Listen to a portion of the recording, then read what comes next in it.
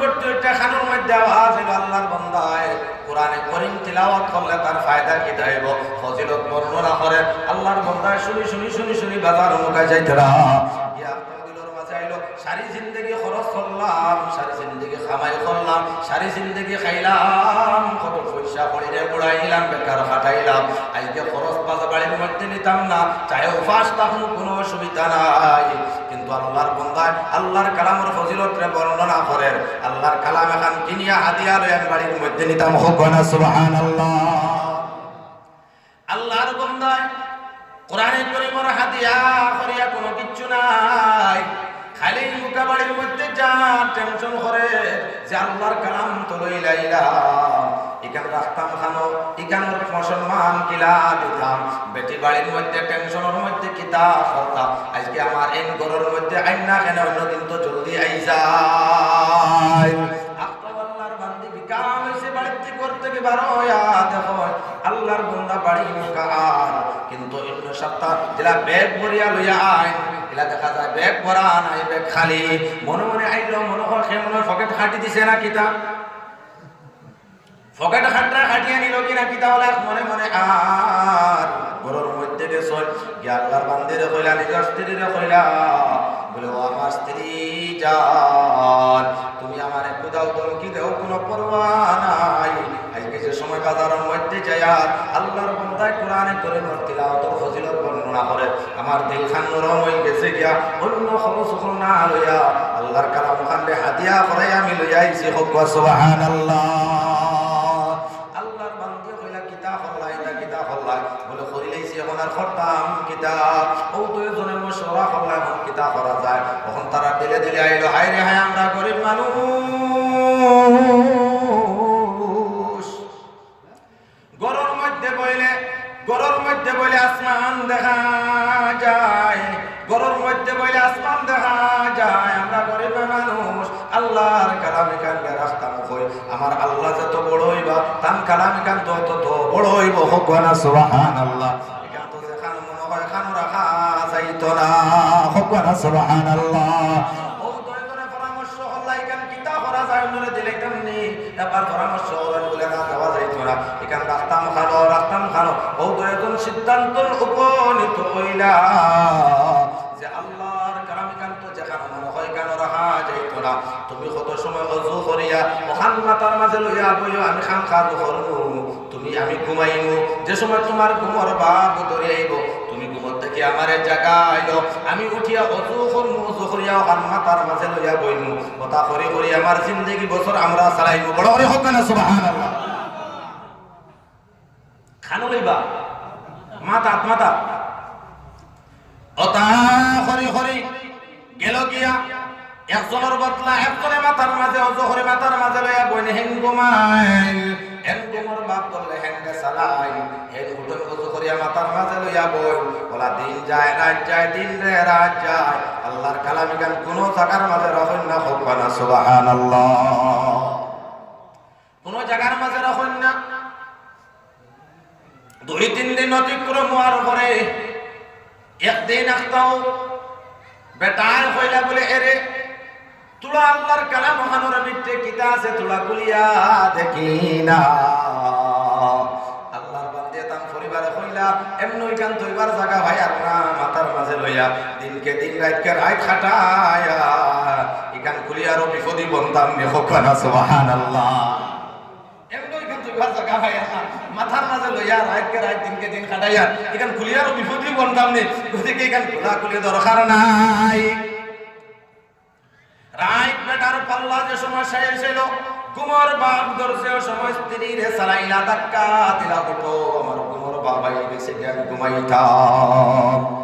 বেটি উঠিয়া উজু করিয়া আল্লাহর কালাম খান মাথার মাঝে লইয়া বইরিছ জাগিয়া বইরিছ এখান কোলেন না ধরায় যে কুললেন আর কোনো বেয়াদবি হই যায় বলা লইয়া কোয়া বেটা ঘুমাইছ আখতাও তার মনে মনে আইলো বলে যেটা হইবার হইছে আজকে 3টা 4টা দিন অতিক্রম হয়ে গেল 3কে 3 যায় রাতকে রাত যায় আল্লাহর কালামটা মাথার মধ্যে নিয়ে আমরা বই আল্লাহর কালামটা খুলিয়া দেখি না মোর মনে বাসমু যেটা হয় হবে গো আজকে খুলিয়া দেখলে আল্লাহর কালামের ভিতরে কিতা আছে হইতা না বাড়ির মাঝে হইতা বড় করে হোক না সুবহানাল্লাহ আল্লাহর বেন্দি কোনদিন কুরআনের ভিতর কিরা দেখছে না গো বাবা আল্লাহর কালামের ভিতর দেখে না রাতে আল্লাহর বান্দি আল্লাহর কালাম আনছে খুলছে আর কুলি কুলি কুলি কুলি কুলি কুলি বিসমিল্লাহির রহমানির রহিম আলহামদুলিল্লাহি রাব্বিল আলামিন আর রহমানির রহিম মালিক ইয়াউমিদ্দিন ইয়াকা না'বুদু ওয়া ইয়াকা নাস্তাঈন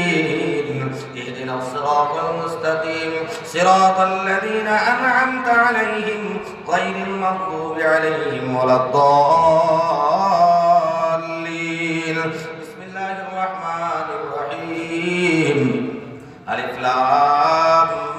ميم ذلك الكتاب لا ريب فيه هدى للمتقين الذين يؤمنون بالغيب ويقيمون الصلاة ومما رزقناهم ينفقون আল্লাহর বান্দে তিলাওয়াত শুরু করছে অত সুন্দর তিলাওয়াত করে বোঝা যায় কোন হাবিব চাবে তিলাওয়াত করতে না কেদা হোক না সুবহানাল্লাহ বেটির গুনগুন আওয়াজ শুনিয়া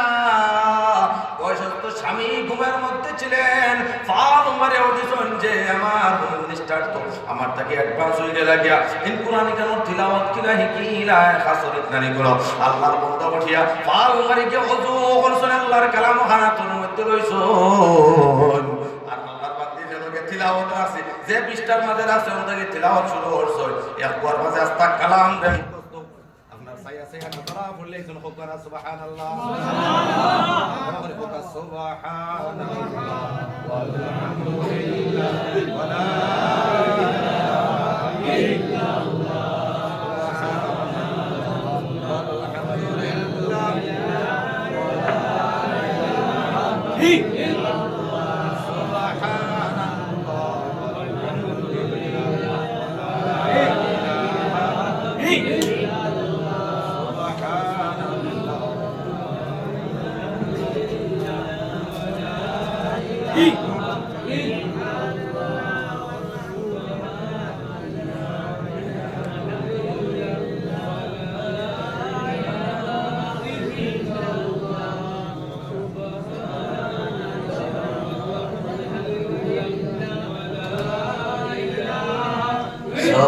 Subhanallah walhamdulillah wala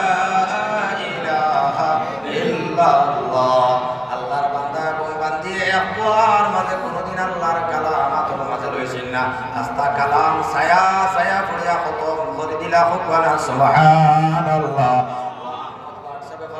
দুনিয়ার মাঝে যদি তুমি তাই জন্নতে মানুষ দেখতা চাও তাইলে ও বুড়া বেটা এবং বুড়া বেটিকে দেখিলাও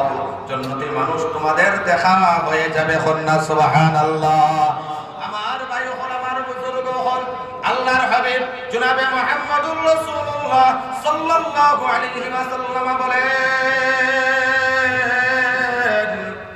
এক মা বাবা যে সময় নিজের সন্তানকে আল্লাহর কালাম দ্বারা পড়ানি শিখায়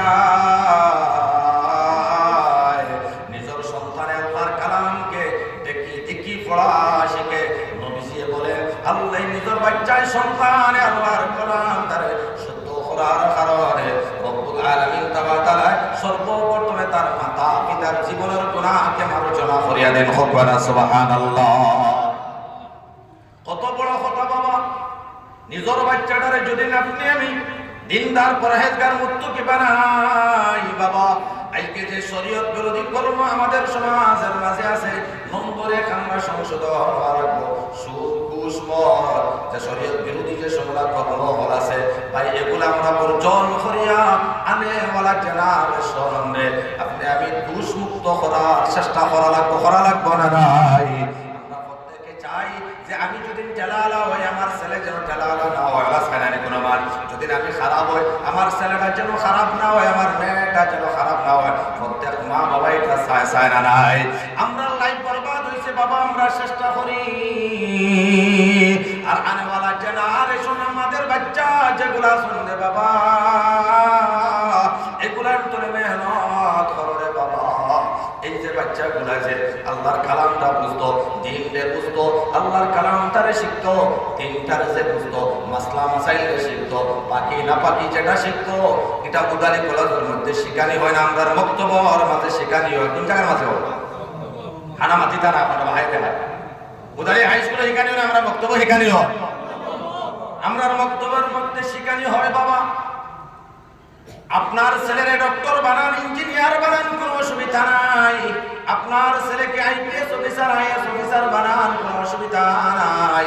আপনার ছেলেকে এমবিবিএস বানান, এমডি বানান, এমএস বানান, আরো কিছু বানান, কোনো ধরনের অসুবিধা নাই। কিন্তু বাবা ডক্টর হওয়ার আগে, ইঞ্জিনিয়ার হওয়ার আগে, প্রফেসর হওয়ার আগে, এলএলবি হওয়ার আগে, এলএলএম হওয়ার আগে, ব্যারিস্টার হওয়ার আগে, এমবিবিএস হওয়ার আগে, এমডি হওয়ার আগে, এমএস হওয়ার আগে, বাবা আইএস অফিসার হওয়ার আগে, আইপিএস অফিসার হওয়ার আগে একবার ভাবতে আমি একজন মুসলমান, মুসলমান হিসাবে আমি জিতে হবে, মুসলমান হিসাবে আমি বাঁচতে হবে। এর লাগি নিজের বাচ্চাগুলারে মুসলমান বানাই। বাবা,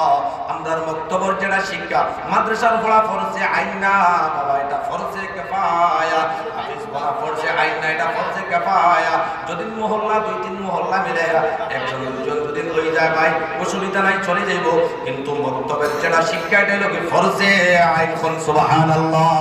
এটা ফরজে আইন, নো কনসিডার, এটার মধ্যে কোনো কনসিডার নাই। শিখতে হবে, শিখতে হবে, কারণ এটা শেখার মাধ্যম বক্তব্যটা, আর কোনো মাধ্যম নাই। আমরা বাড়ির মধ্যে শিখি না, এর লাগে নিজের বাচ্চা গুলারে আমরা ঠিক মতো বক্তব্যের মাঝে পাঠাইবো ইনশাআল্লাহ। হইব তো ইনশাআল্লাহ? সারা পাঠাইবো তো ইনশাআল্লাহ? ঠিক মতো নিজের বাচ্চা গুলারে বক্তব্যের মাঝে পাঠাও রে না বাবা। আর নাইলে ওলা এক সময় হইব, ওলা এক সময় হইব, এটা কন্ডিশন গুলা। আর নিজের বাচ্চা যদি মুসলমানি দাবি করতো, ওটাও করতে পারতো না যে একজন মুসলমান। নবীর খে, রসুল খে, আল্লাহ কি, কোরআন কিতাব ভালো করে জানতো না বাবা। এর লাগে বক্তব্য শিক্ষারে আমরা গুরুত্ব দিব ইনশাআল্লাহ। দিব তো ইনশাআল্লাহ? সারা নারায়ে তাকবীর। কেন লাগে বাবা দিতাম? কারণ এই বাচ্চা গুলারে আজকে ও পর্যন্ত আমরা গিয়ে বলছি রে বাবা, মানুষ একজন যদি সক্রাতর কন্ডিশনার মানে থাকে, আল্লাহর হাবিব জনাবে মুহাম্মদুর রাসূলুল্লাহ সাল্লাল্লাহু আলাইহি ওয়াসাল্লাম ফরমায়, মানুষ যে সময় সক্রাতর কন্ডিশনার মানে থাকে, এই সময় যদি তার তালুর মধ্যে বইয়া সূরা ইয়াসিন তিলাওয়াত করা হয়, সূরা ইয়াসিন তিলাওয়াতের বদৌলতে রব্বুল আলামিন তাবারাক সক্রাতর আযাবকে মাফ করিয়া দেন। খুবনা সুবহানাল্লাহ। নাই আসেনি বা? নাই নাই নাই, সূরা ইয়াসিন তো দূরের কথা বাবা, 4 রাকাত নামাজ পড়তে 4টা সূরার প্রয়োজন, এটাও আমাদের জানা নাই। বাচ্চাইন্তরে গুরুত্ব দাও। এই যে আমরার বক্তব্য শিক্ষার মধ্যে লাস্ট ইয়ার হইল জমাতে পাঞ্জম, অর্থাৎ 8-9 বছরের মেয়ে বা ছেলে জমাতে পাঞ্জমটা ক্লাস করিয়া যাইতো গিয়া, তার বক্তব্য পড়া শেষ হয়ে গেছে গিয়া। কিন্তু আমরা দেখা যায় জমাতে পাঞ্জম আওয়ার লগে লগে 700-800 আমরা ছেলে মেয়ে গ্রামের মাঝে আসেন, কিন্তু এখান থেকে দেখা যায় 1-2টা মাত্র, বাকি সারারে আমরা পড়া বন্ধ করালে হোক না নাউজুবিল্লাহ। শরম কোন সময় দেখা যায় মা বাবা ছেলে মেয়েটা নাকি সে তোমার শরীরের বক্তব্য দেও না করে, বলে না হুজুর এই যে শরীরটা একটু বড় হয়ে গেছে, শরম শরীরটা কি হয়েছে, শরীরটা বড় হয়ে গেছে কি একটু শরমের লাগে আমরা মসজিদও দেই না। কিন্তু ও ফুড়িও ঘুরে যে ঘুরে শরম হইয়া আমরা মসজিদও দিয়ার না ডরাইয়া, ও ফুড়িও তো আবার আমরা স্কুলের মাঝে জারি না নাই, ও ফুড়িটা তো আবার কলেজের মাঝে জারি, ফয়েন্টর লগে বইয়া ক্লাস করটি, ফয়েন্টর লগে আটি জারি, হিকানো গেলে মান সম্মান যায় না, হিকানো করে শরম যায় না। কিন্তু বক্তব্যের মাঝে যেখানোর মাঝে পাক পাকিজা শিখিত, যেখানোর মধ্যে মাসলা মাসাইল শিখিত, যেখানোর মাঝে মা বাবার গুরুত্ব করা শিখিত, মা বাবার সম্মান করা শিখিত, আল্লাহর কালাম রে তিলাওয়াত করা যেখানোর মাঝে শিখিত, হিকানো দিতে বলে আমার শরম লাগে। হোক না নাউজুবিল্লাহ।